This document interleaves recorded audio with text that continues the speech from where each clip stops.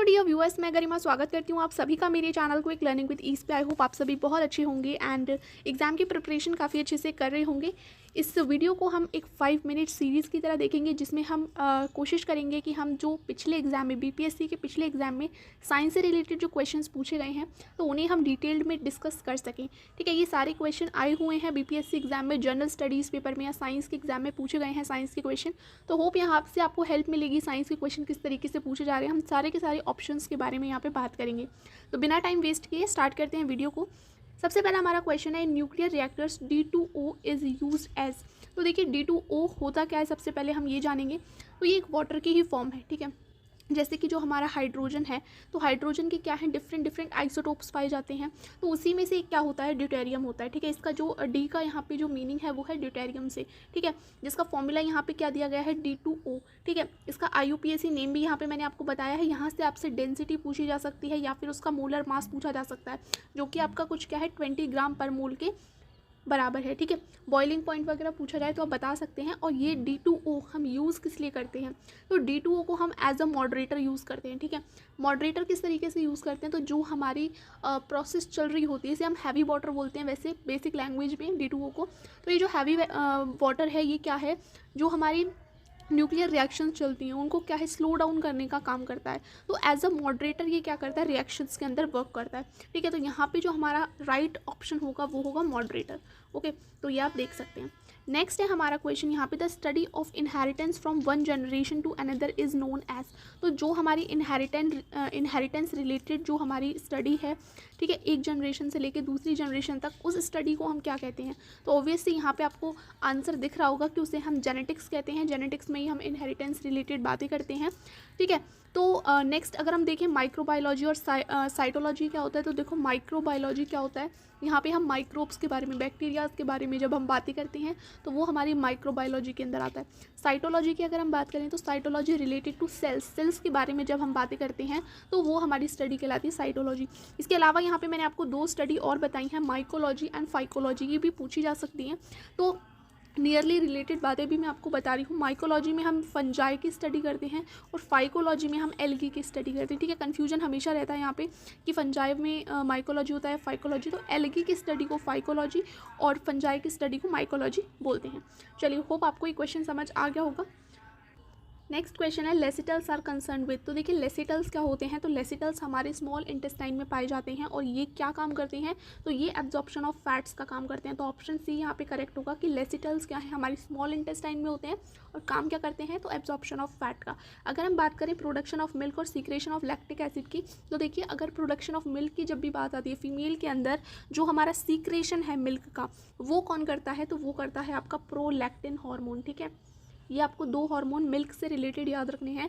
तो फीमेल के अंदर जो सीक्रेशन ऑफ मिल्क है वो कौन करता है, प्रोलैक्टिन हार्मोन। लेकिन अगर बात आए इजेक्शन ऑफ मिल्क में कौन सा हार्मोन काम आता है, तो इजेक्शन ऑफ मिल्क में काम आता है ऑक्सीटोसिन। ठीक है, ये हार्मोन काम आता है। अगर आपसे पूछा जाता है कि सीक्रेशन ऑफ मिल्क में कौन सा हार्मोन काम आएगा, तो आएगा प्रोलैक्टिन। ठीक है, जो कि पिट्यूटरी ग्लैंड द्वारा सीक्रेट किया जाता है। ठीक है, अगर पूछा जाता है कि इजेक्शन ऑफ मिल्क में कौन काम आता है, तो आता है आपका ऑक्सीटोसिन। ठीक है, जो कि आपका हाइपोथैलेमस द्वारा स्टोर किया जाता है। ठीक है, लेकिन क्या है, हाइपोथैलेमस द्वारा प्रोड्यूस किया जाता है, लेकिन इसे स्टोर करने का काम कौन करता है, ऑक्सीटोसिन का, पिट्यूटरी ग्लैंड। ठीक है, ये आपको चीज़ें याद रखनी है।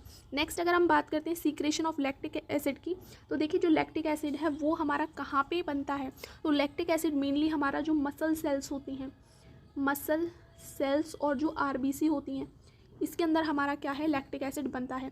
जब हमारी बॉडी के अंदर कार्बोहाइड्रेट, जब हमारी बॉडी के अंदर एनर्जी की कमी होती है तो बॉडी क्या करती है, कार्बोहाइड्रेट को क्या है, तोड़ने लग जाती है एनर्जी प्रोड्यूस करने के लिए। ठीक है, जब हमारी बॉडी के अंदर ऑक्सीजन का लेवल कम होता है तो वहाँ पे क्या है, हमारा जो सीक्रेशन होता है लैक्टिक एसिड का वो होता है। ठीक है, नेक्स्ट क्वेश्चन अगर हम देखते हैं, तो which pigment is essential for nitrogen fixation by leguminous plant. ठीक है, तो लेग्यूमिनस प्लांट के अंदर कौन सा ऐसा पिगमेंट है जो कि नाइट्रोजन फिक्सेशन का काम करता है, तो यहाँ पे आंसर होगा बी, लेग हीमोग्लोबिन। ठीक है, तो जो लेग हीमोग्लोबिन है ये क्या होता है, ये जो हमारे जो लेग्यूमिनस प्लांट होते हैं उनकी नोड्यूल्स में एक बैक्टीरिया पाया जाता है जिसका नाम है राइजोबियम, जो कि नाइट्रोजन फिक्सेशन का काम करता है। अब ये जो लेग हीमोग्लोबिन है ये उसी दौरान जब ये बैक्टीरिया प्लांट के साथ जो भी कंबाइनिंग कर रहा होता है उस दौरान ये रिलीज़ होता है और ये काम क्या करता है, तो ये जो हमारी नाइट्रोजनेज नाइट्रोजनेज एंजाइम है उसको प्रोटेक्ट करने का काम करता है कि वो ऑक्सीजन मतलब वो ऑक्सीजन के नियर में ना आए, मतलब कि ऑक्सीजन की प्रेजेंस को वहाँ पे कम करता है। ठीक है, नाइट्रोजन जो एंजाइम है वो ऑक्सीजन की प्रेजेंस में अच्छे से काम नहीं कर सकती, इसीलिए क्या है ये ऑक्सीजन की सप्लाई को रोकने का काम करता है, जिससे कि जो नाइट्रोजनेज एंजाइम है वो अच्छे से काम कर सके। ठीक है, अगर हम बात करें एंथोसाइनिन और ये फाइकोसाइनिन क्या है, तो ये दोनों ही पिगमेंट हैं। एंथोसाइनिन क्या है, फ्रूट्स को या वेजिटेबल्स को ब्लू या पर्पल कलर देने का काम करता है, जबकि फाइकोसाइनिन भी सेम ऐसा ही है, ब्लू टू ग्रीन क्या करता है, ये कलर देने का काम करता है। तो ये दोनों ही पिगमेंट हैं। ठीक है, नेक्स्ट अब हम बात करते हैं, नेक्स्ट क्वेश्चन है विच ब्रांच ऑफ बॉटनी, यहाँ पे अभी आपको क्वेश्चन नहीं दिख रहा होगा, अब देखिएगा, which branch of botany is concern with the study of photosynthesis. ठीक है, तो बॉटनी की ऐसी कौन सी ब्रांच है जो कि फोटोसिंथेसिस की स्टडी से रिलेटेड है, तो यहाँ पे होने वाली है वो प्लांट फिजियोलॉजी। ठीक है, तो इकोलॉजी में हम किसकी बात करते हैं, इकोलॉजी में हम बात करते हैं एनवायरमेंट रिलेटेड। ठीक है, और अगर प्लांट टेक्सोनॉमी की बात करें तो इसमें हम प्लांट की टेक्सोनॉमी मतलब कि किंगडम या फिर स्पीशीज़, जीनस, इन चीज़ों की बात करते हैं। ठीक है, और फोटोसिंथेसिस की स्टडी हम कहाँ करते हैं, प्लांट फिजियोलॉजी के अंदर, मतलब कि जो प्लांट की फिजियोलॉजी है, कैसे वो खाना बनाता है, कैसे वो और सारे काम करता है, उसके अंदर हम बात करते हैं फोटोसिंथेसिस की। ठीक है, नेक्स्ट क्वेश्चन है the enzyme which is mixed with food in our mouth. तो कौन सी ऐसी एंजाइम है जो हमारे माउथ के अंदर फूड के साथ मिक्स होती है, तो हमारे जो माउथ के अंदर है वो कौन सी है, अमाइलेज, सेलिवरी अमाइलेज प्रेजेंट होती है। ठीक है, पेप्सिन हमारे स्टमक से रिलेटेड है। ठीक है, नेक्स्ट अब हम बात कर लेते हैं, नेक्स्ट है Al2O3, ये जो फॉर्मूला यहाँ पे दिया हुआ है ये किसका केमिकल फॉर्मूला है, तो देखिए ये केमिकल फॉर्मूला है चाइना क्ले का। ठीक है, तो ये कुछ इंपॉर्टेंट 3 से 4 फॉर्मूले हैं जो कि अक्सर पूछे जाते हैं। अगर आपसे पूछा जाता है ये फॉर्मूला पिछले एग्जाम में आया है तो ये चाइना क्ले का है। अगर आपसे मोनाजाइट का फॉर्मूला पूछा जाता है तो मोनाजाइट का फॉर्मूला कुछ है CeLaNDTH, ये इस तरीके से। इसके बाद नेक्स्ट है PO4, SiO4। ठीक है, तो ये कुछ है आपका मोनोजाइट का फॉर्मूला। यहाँ पे क्या है, जो मोनोजाइट है वो स्पेशली क्या है, सीरियम, लैंथेनम और थोरियम का एक इम्पॉर्टेंट ओर है। ठीक है, तो इसीलिए यहाँ पे जो CE है सीरियम है, La लैंथेनम है, इसके बाद ND है आपका नियोडाइनियम और TH है आपका थोरियम। ठीक है, इससे रिलेटेड ये फॉर्मूला है। चाइना क्ले का फॉर्मूला ये है जो आपको पूछा गया था। और अगर पूछा जाता है कि सैंड का फॉर्मूला क्या है, तो सैंड का फॉर्मूला है आपका SiO2। ठीक है, ये आपका सैंड का फॉर्मूला है। इसके अलावा आप एक और फॉर्मूला देख सकते हैं जो कि अक्सर एग्जाम में पूछा जाता है, पोटाश एलम का।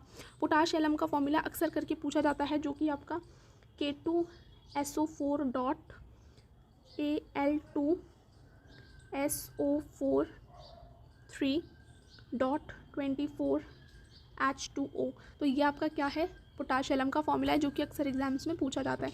तो ये थे आपके आज के 5 क्वेश्चन। होप आपको ये अच्छे से डिटेल्ड में समझ आए होंगे। एंड अगर वीडियो अच्छा लगा है तो वीडियो को लाइक, शेयर एंड चैनल को सब्सक्राइब करना बिल्कुल मत भूलिएगा।